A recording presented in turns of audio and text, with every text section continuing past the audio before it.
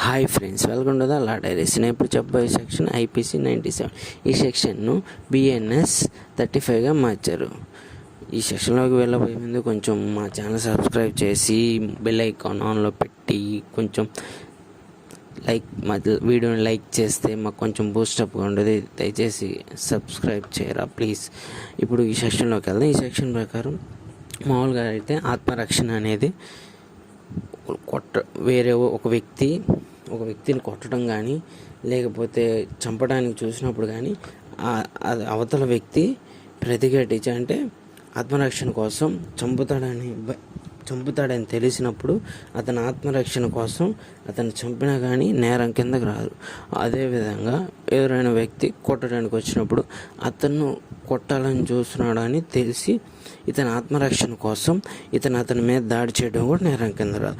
అదేవిధంగా ఒకరు ఎవరైనా మీ ఆస్తిని మీదకి దౌర్జన్యంగా రావడం కానీ, లేక మీ ప్రాపర్టీని ఏదైనా వస్తువులను కానీ, విలువైన వస్తువులను కానీ దొంగతనం చేయటం కానీ, వీటిని ఎవరైనా దొంగతనం చేయటం కానీ లేకపోతే మీ ఆస్తి మీద దౌర్జన్యం చేయడం చూసినప్పుడు వాళ్ళని మీరు కొట్టడం కూడా ఈ సెక్షన్ ప్రకారం తప్పు కాదు. ఎందుకంటే మీ ఆస్తిని రక్షించుకోవడం కూడా మీ ఆత్మరక్షణ కిందకే వస్తుంది. ఎందుకంటే ఒక ఎగ్జాంపుల్ చెప్తాను వినండి ఫ్రెండ్స్. ఇప్పుడు నేను చెప్పబోయేది ఏంటంటే, ఒక దొంగ మీ ఇంటికి దొంగతనానికి వచ్చినప్పుడు అతను మీ ఇంట్లో ఏదో దొంగతనం చేసినప్పుడు అతను మీ మీద తిరిగి దాడి చేయనప్పుడు మీరు అతన్ని కొట్టినా అది నేరం కిందకి రారు.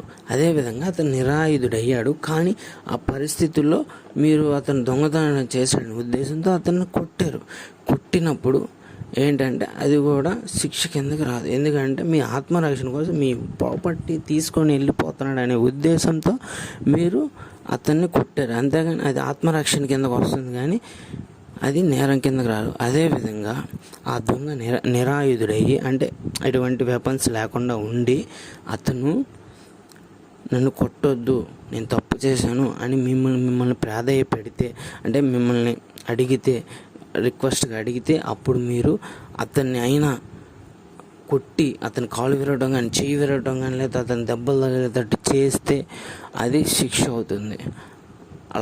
అలా చేస్తే మీకు నేరంగా పరిగణించబడుతుంది ఈ సెక్షన్ ప్రకారం.